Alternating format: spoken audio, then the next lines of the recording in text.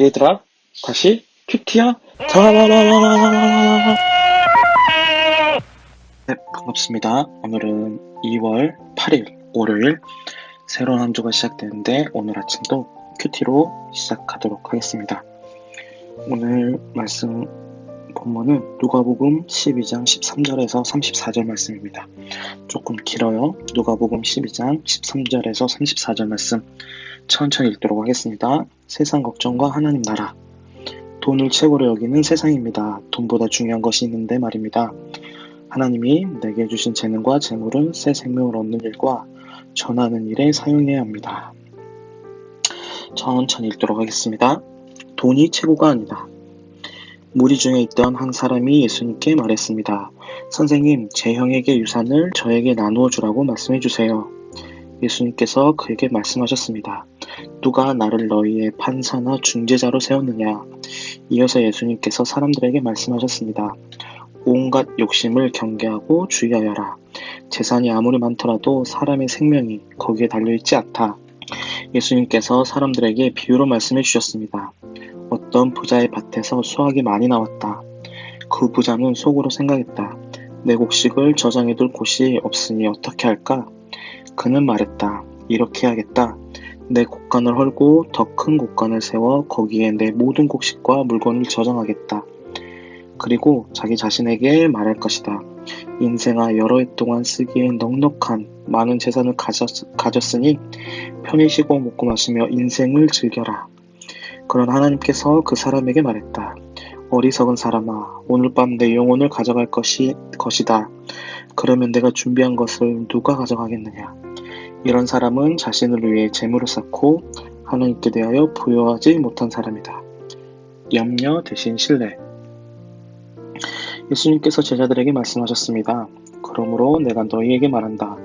목숨을 위하여 무엇을 먹을까? 몸을 위하여 무엇을 입을까? 염려하지 마라. 목숨이 음식보다 중요하고 몸이 옷보다 중요하다. 까마귀를 생각하여 보라. 까마귀는 씨를 뿌리지도 않고 거두어들이지도 않는다.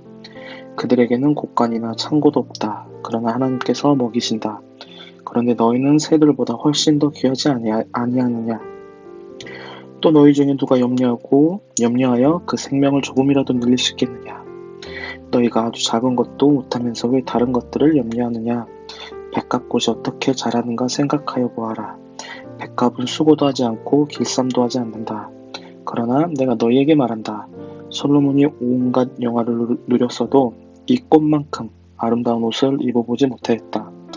하나님께서 오늘 들판에 있다가 내일 아궁이에 던져질 풀도 이렇게 입혀주시는데 하물며 너희야 더 잘 입혀주시지 않겠느냐. 믿음이 적은 사람들아, 그러므로 먹을 것과 마실 것을 구하지 말고 염려하지 말라. 이런 것들은 모두 세상 사람들이 구하는 것이다. 너희 아버지께서 너희에게 이런 것들이 필요하다는 것을 알고 계신다. 너희는 하나님 나라를 구하여라. 그러면 이 모든 것을 너희에게 더하여 주실 것이다. 두려워하지 말라. 어린 양들아, 너희 아버지께서는 하나님 나라를 너희에게 주시기를 기뻐하신다. 너희 소유를 팔아 자선을 베풀어라. 그리고 너희를 위하여 낡지 않는 지갑을 만들고 하늘에 없어지지 않을 재물을 쌓아라. 거기는 도둑이 접근할 수도 없고 좀도 먹는 일이 없다. 너희의 재물이 있는 곳에는 너희의 마음도 있다. 오늘 말씀 많이 들어본 비유가 나오죠? 한 번 더 읽어볼 때는 어떻게 해요? 인물에는 동그라미, 지명에는 세모 하면서 한 번 더 읽어볼게요.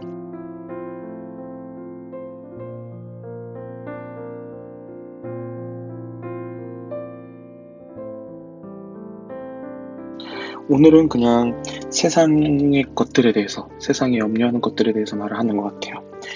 13절부터 21절은 뭐에 대해서, 여금은 돈에 대해서 말을 하고 그 밑에는 어떤 걸까요? 우리가 쓰는 생활에 대해서 말을 하는 것 같아요. 물론 이러한 모든 것들이 필요합니다. 그렇지만 성경에서 뭐라 말하죠? 너희 아버지께서 너희에게 이런 것들이 필요하다는 것을 알고 계신다. 제가 어제 설교 때도 말씀을 드렸지만 어떻게 해요? 하나님께서는 다 알고 계십니다. 그리고 선한 것으로 채워주십니다. 그것을 믿고 하나님의 나라를 구하고 하나님을 더욱더 의지하는 삶을 살았으면 좋겠습니다. 제가 오늘 읽으면서 한 문장이 떠올랐습니다. 제가 너무나도 좋아하는 말인데, 짐 엘리엇이라는 그 선교사님이 계셨습니다.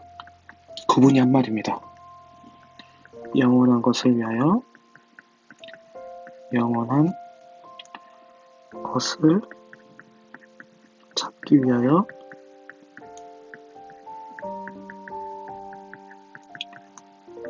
영원하지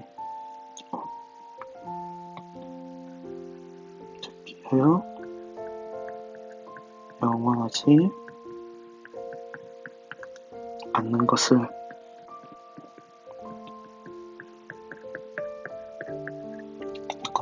놓아버리는 것은 기다 쓸게요.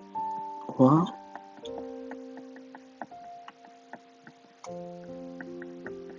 것은 결코 바보가 아니다.